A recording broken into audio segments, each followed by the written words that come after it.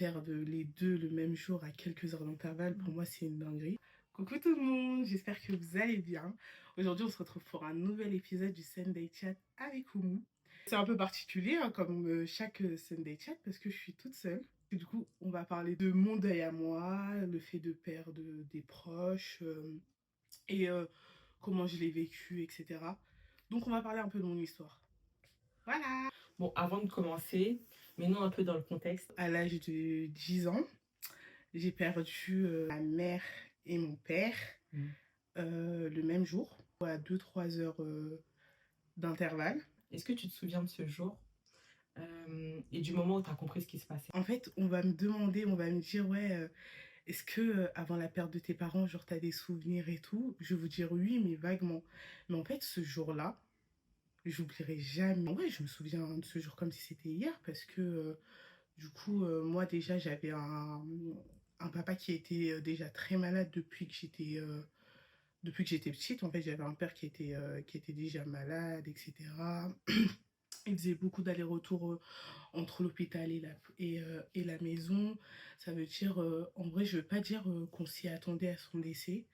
La perte d'un proche, ça reste toujours aussi brutal. Perdre les deux le même jour à quelques heures d'intervalle, pour moi, c'est une dinguerie. Comment j'ai compris ce qui se passait, c'est que, en fait, il faut savoir que moi, mes parents, ils sont décédés le 23 mars 2010. Et la veille, en fait, mon père, si je me souviens, dans mes souvenirs, parce qu'en fait, il faut savoir que nous, on n'a jamais reparlé. Genre, entre nous, on n'a jamais reparlé de ce jour-là. Du jour où ils sont décédés, ça veut dire, en vrai, moi, je me souviens que de ce que j'ai vu. Donc la veille, mon père, je crois vers minuit, 23 heures minuit, en fait, je pense que mon père, il était tombé. Il était tombé, je pense, en allant faire sa douche ou quelque chose, où il s'était levé, il était tombé. Parce qu'il faut savoir qu'il était pas indépendant. Il était plutôt dépendant, c'est-à-dire il pouvait pas faire les choses tout seul, etc. Mais je pense qu'il s'est levé, il est tombé. Et donc du coup, ils ont appelé les pompiers pour en fait aller à l'hôpital. Et donc du coup, ce jour-là, bah, ils sont tous allés à l'hôpital. On était tous allés à la maison, il y avait... Parce que mes grandes sœurs, elles étaient parties, mes frères, tout le monde était parti. Même ma mère, elle était partie 2 jours avant. Moi, ma mère, 2-3 jours avant, la semaine d'avant, ma mère, elle était malade. Elle était malade. Et ma mère, c'est pas quelqu'un, genre... Qui tombe malade. C'est rare. Et ma mère, elle était malade. Genre, quelques jours avant, elle était malade. Bref, donc ils vont... tout le monde va à l'hôpital et tout. Et nous, on reste chez moi. Je pense qu'il y avait... il devait y avoir une grande personne, max. Les autres, ils dormaient. Moi, ce jour-là, j'arrivais pas à dormir. J'arrivais pas à dormir. T'as senti qu'il se passait quelque chose? Je sais pas pourquoi, ce jour-là, j'arrivais pas à dormir. C'est-à-dire, je faisais des allers-retours entre la chambre de ma mère, ma chambre, le salon. Et à un moment, tellement j'en avais marre de faire des allers-retours, et ben, je suis restée dans le salon. Je suis restée dans le salon jusqu'à qu'ils rentrent.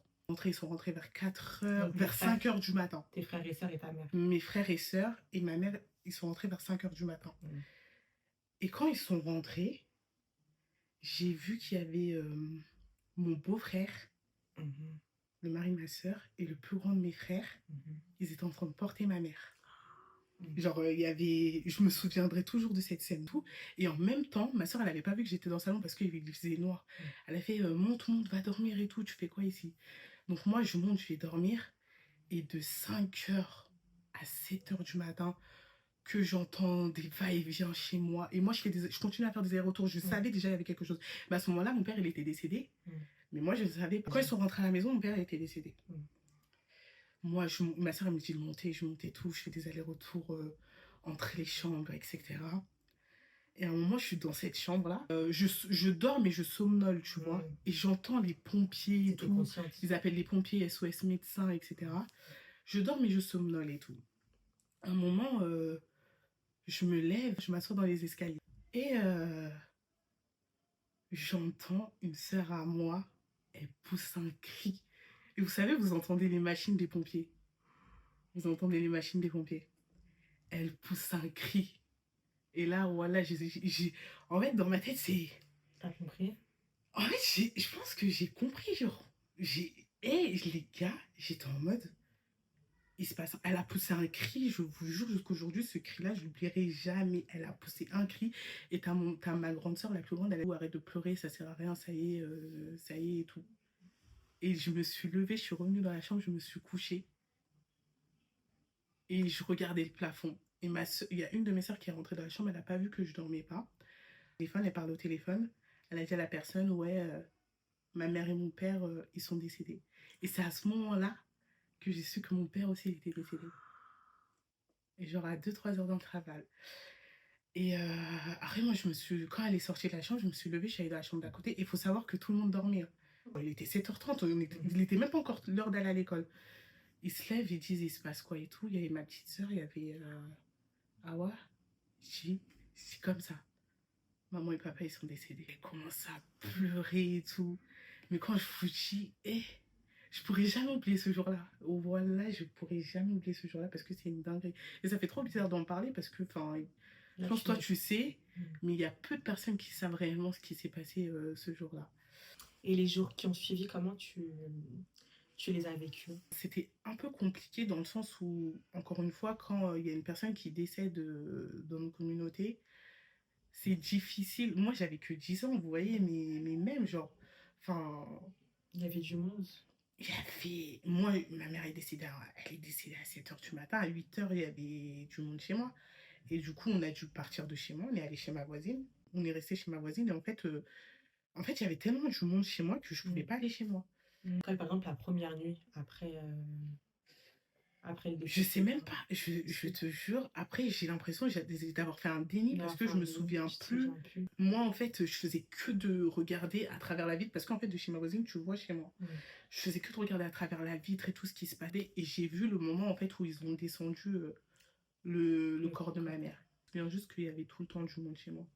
Il y avait tout le temps du monde chez moi, même pour dormir. Je sais que c'était une galère. Le retour à l'école, il s'est passé comment? J'avais une prof, elle était grave bienveillante et tout, mais je sentais que je foutais la merde. Dans le sens où je travaillais pas du tout. En fait, je travaillais pas du tout. Je vous jure, j'étais dissipée. J'étais en CE2, hein. J'étais dissipée. Et tout le temps, on me punissait et j'allais dans la classe de Lydia. Et j'aimais trop cette prof. Et en fait, cette prof, et je vous jure, hein, c'est là où des fois, je vous dis, les profs, ils peuvent tellement avoir un impact sur vous. Moi, cette maîtresse-là, jusqu'aujourd'hui, je suis en contact avec elle parce que quand je vous dis, elle a tellement, mais tellement, tellement été là pour moi. Mais c'est trop une maîtresse. Et c'était même pas ma maîtresse, je l'ai jamais eu en maîtresse. Mais en fait, elle a toujours été là pour moi. J'ai longtemps refoulé mes émotions. Et même à 10 ans, j'étais une personne, il faut le dire, j'étais forte. J'étais une personne forte à 10 ans. J'étais une personne hyper mature. Et à partir du CM2, je pense que c'est là où je commençais à réaliser réellement que j'ai perdu mes parents. Parce que, en fait, pour moi, chez moi, genre, je pouvais pas pleurer. C'est chaud d'avoir une mentalité comme ça à 10 ans. Mais chez moi, je pouvais pas pleurer. Je sais pas, j'avais besoin d'être forte. T'as essayé de rester forte, finalement. En fait, c'est ça. Genre, j'avais besoin d'être forte. Chez moi, je pouvais pas pleurer. En fait, je pouvais pas pleurer. C'est vrai que je pouvais pas. Je pouvais en soi. Mais j'arrivais pas à pleurer chez moi. À chaque fois que j'allais à l'école, il n'y a pas un jour où je pleurais pas, où je m'enfermais pas dans les toilettes. Tous les jours que Dieu fait, quand j'allais à l'école, j'étais en mode fantôme. Ça, personne n'était chez moi.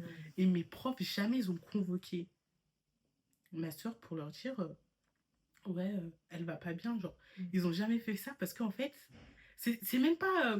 C'est parce que moi, je voulais pas. Moi, je leur ai dit, s'il vous plaît, jamais vous convoquez ma soeur. Je voulais pas que ça soit un poids pour eux. Elles m'ont jamais crié dessus. Elles m'ont jamais dit, ouais, là, tu me fais chier. Ouais, on n'a pas que ça à faire. Au contraire, genre, elles étaient toujours... Elles t'ont soutenues, elles ont été compréhensives. Elles m'ont toujours soutenue. Elles ont toujours été dans le réconfort avec moi. Elles m'ont toujours poussée. Et je vous jure, je pense qu'elles ont eu vraiment un impact sur moi. Et c'est pour ça que je les oublierai jamais, en fait. T'as des personnes que tu rencontres, mais des fois, j'ai l'impression que c'est Allah qui te les envoie parce que, genre, finalement, elles t'aident d'une manière dans ta vie. Et t'es en mode, ouais, ok, en fait, c'est ça sa mission. Genre, elle était dans ma vie pour ça, tu vois. Et le rôle de tes frères et sœurs dans tout ça?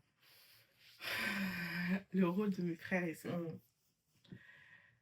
Et ils étaient jeunes aussi. Et j'ai des frères et sœurs en or. Mais quand je vous dis, Allah genre... mabarik. Hein? Allah mabarik. Qu'Allah vous préserve. Allah mabarik. Wallah, qu'Allah me les préserve. Parce que, Amen. je vous jure, on est 11 enfants, mais on n'est pas 11 enfants pour rien. Ma mère, elle a mis au monde 11 enfants. Elle est décédée à l'âge de 42 ans. En fait, elle est venue accomplir sa mission. Et elle sait qu'en fait, elle pouvait partir en paix parce que elle avait bien éduqué, elle avait bien élevé ses enfants. Et que peu importe l'âge qu'ils ont, ils allaient être là pour les plus petits. Ma plus grande sœur, elle avait 26 ans. Elle a pris notre tutelle. Et je parle d'elle en particulier, mais c'est tous mes frères et sœurs. Hein. En fait, on aurait pu se retrouver en famille d'accueil, on aurait pu se retrouver, je sais pas, à l'ASE, quelque part. Parce que peut-être mes frères et sœurs, ils auraient pas eu les épaules en fait, pour nous éduquer. Moi, j'avais 10 ans, j'ai mon petit frère, il avait 6 ans, j'ai ma petite sœur, elle avait 8 ans, j'ai celle au-dessus de moi, elle avait 13 ans. On était 5 enfants mineurs à la maison. Et en fait, ils nous ont gardés, ils nous ont élevés, ils nous ont tout donné. On n'a jamais manqué d'un truc, jamais manqué d'un truc. On a voyagé, on a mangé, on s'habillait tout. Enfin, on a toujours été bien. Et si aujourd'hui je viens pour vous dire, ouais, mes frères et sœurs, ils m'ont fait ci, ils m'ont fait ça, mais voilà, c'est faux. C'est faux parce qu'ils n'ont jamais rien fait. On était tous orphelins, mais malgré le fait que même... Vous soudés, hein, finalement. Je serai reconnaissante toute ma vie. Donc, ouais, mes frères et sœurs, ils ont une place, mais hyper importante depuis le décès de mes parents. Donc, est-ce qu'il y a un moment en particulier où tu as ressenti que tu pouvais avancer sans oublier? Que ça fait partie du processus du deuil, dans le sens où, au bout d'un moment, en fait, tu es obligé d'accepter. Tu es obligé d'accepter que malheureusement, tu vas plus voir tes parents. Malheureusement, la personne que tu as perdue, tu ne pourras plus la voir, tu ne pourras plus la toucher. Est-ce que tu dirais que du coup, cette épreuve-là, en fait, elle t'a renforcée? Elle m'a renforcée, oui, mais je pense aussi que j'ai aussi beaucoup de fragilité. Tu vois, et je préfère être honnête là-dessus, c'est que elle te renforce sur certaines choses, mais quelque part, en fait, elle te renforce dans le sens où tu te dis t'es plus combative, peut-être que ça te fragilise aussi un peu sur certaines choses, comme par exemple l'absence d'un parent, la confiance, peut-être la confiance en soi aussi un peu,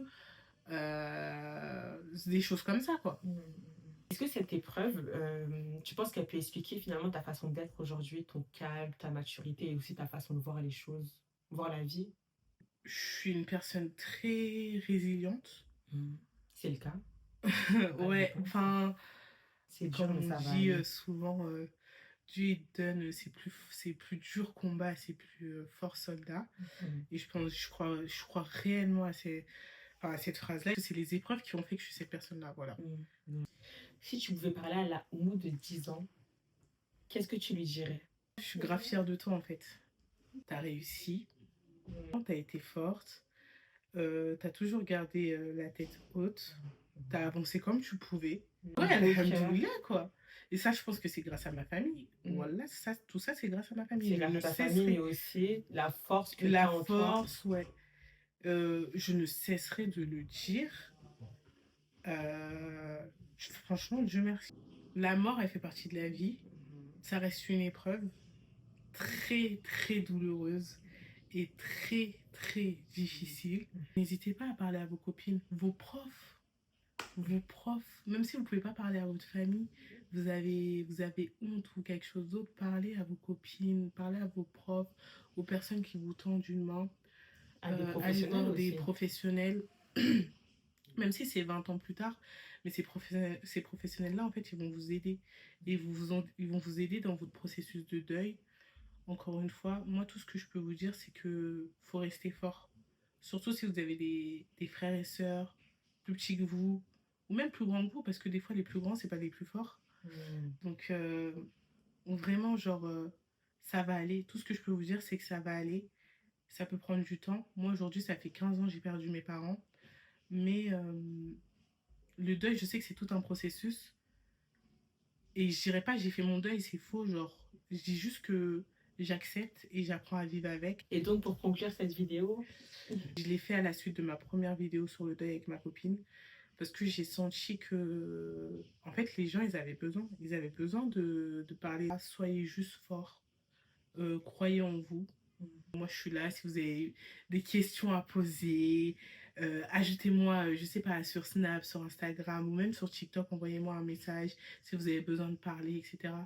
Je serai toujours là, en fait. Je serai toujours là et ce sera avec plaisir. le cache, c'est la fin.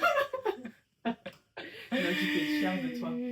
Peu importe l'épreuve, restez forte, ça va aller. Peu importe l'épreuve et le temps que ça prend, ça va aller.